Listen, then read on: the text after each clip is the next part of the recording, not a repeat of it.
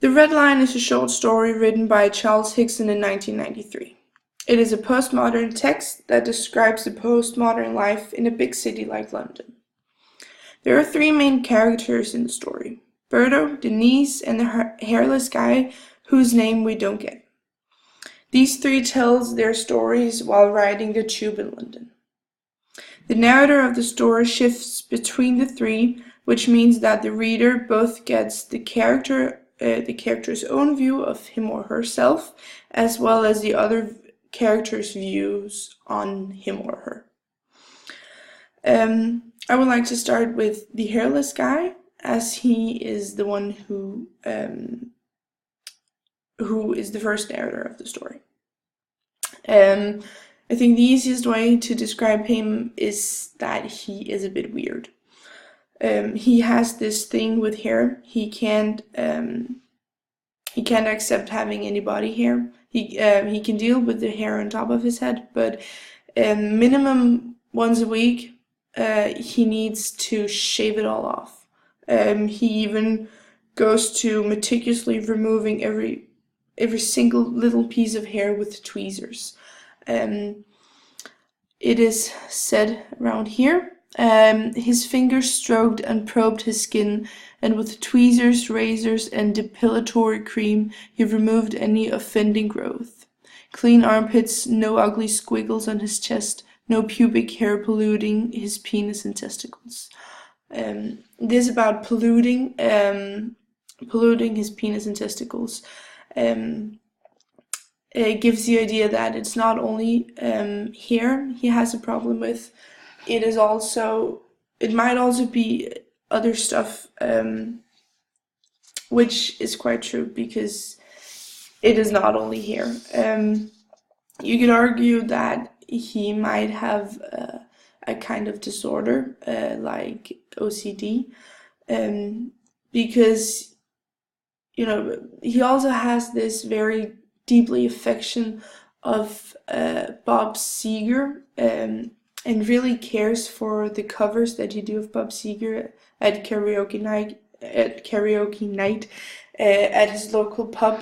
And not only does he love this, but he freaks out when the pub stops having karaoke night.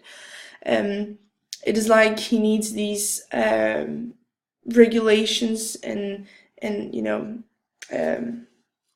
he needs these regulations for his life, and he needs his life to happen in a certain way, otherwise it falls apart. It can also be seen in the language, which shifts from in the beginning of, he's the narrator of Oval, and it's a very pretty and nice language used in the beginning, and over around here when he talks about the pub closing or stopping karaoke night, it becomes very more direct and anger, or language filled with anger. But despite him seeming so attention-seeking and so narcissistic to the reader in the first place, he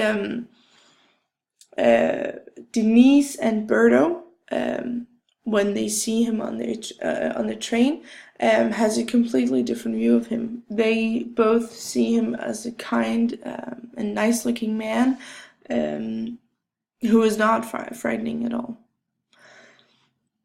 Next up is Berto, who's the narrator of the second chapter, Embankment. He's an Italian guy from Venice who traveled to London because he met an English girl in Venice. It turns out that she has a boyfriend back in London, which kind of comes between what Berto had planned for this trip. Another barrier is the language, because Berto doesn't speak English. This is not only a barrier between Berto and the girl, but becomes a very huge barrier between Berto and the entire city, because he can't really ask anybody for help because nobody understands him and he doesn't understand anybody. Um, Again, Denise and, well, now the hairless guy has a complete different view on Berto than the reader gets. The reader gets this very kind picture of him, that he's like the kind of guy that couldn't really hurt a fly. But Denise is picturing him as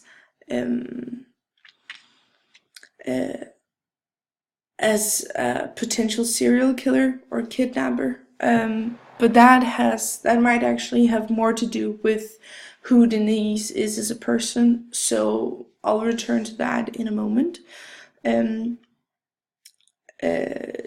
hairless guy is more frustrated with Berto, and a bit angry with him actually, because to him he looks very unclean, because of his dark skin color and because of the hair. He has a lot of body hair sticking out from under his shirt and on his arms, which is the first signs of this thing that is triggered in the head of the hairless guy, and which is why he ends up stabbing Berto. Back to Denise. Where does she start? That's actually a very good question. Yeah, she's over here at Houston. That's where she narrates. She is what you could classify as a paranoid woman. She is scared of everything and anything. She sees herself as this innocent woman who is being attacked by everything in the outside world. Everything from the escalators bursting into fire or planes falling down from the sky, which is also why she sees not every man, but a lot of men as potential kidnappers or serial killers or rapists, which is how she sees Berto. The hairless guy, she actually is pretty okay with. She thinks he looks nice and kind, as I said before,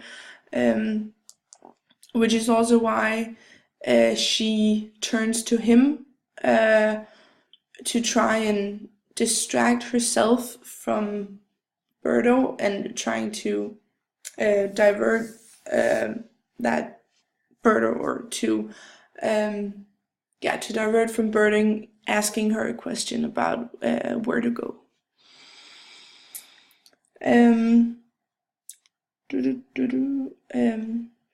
As one reads on in the text, or reads the text through, it only becomes more confusing because of its shifting in narrating and time.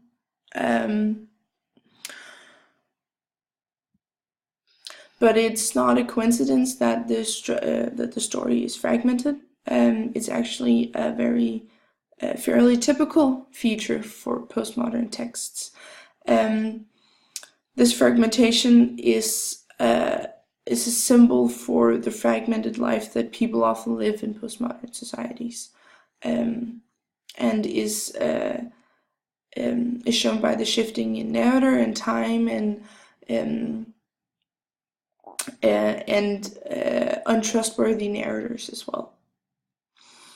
The structure of the story is not only fragmented, but also structured in a very original way, by naming the chapters after different stops on the tube.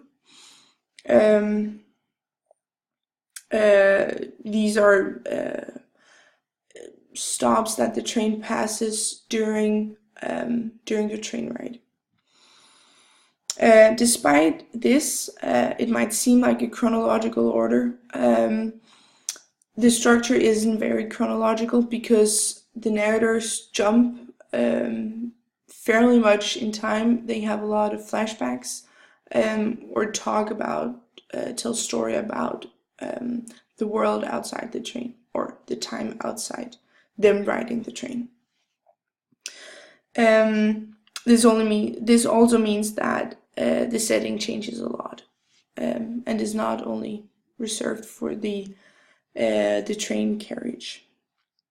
I'm almost done now, and I just wanted quickly to talk about the title, The Red Line.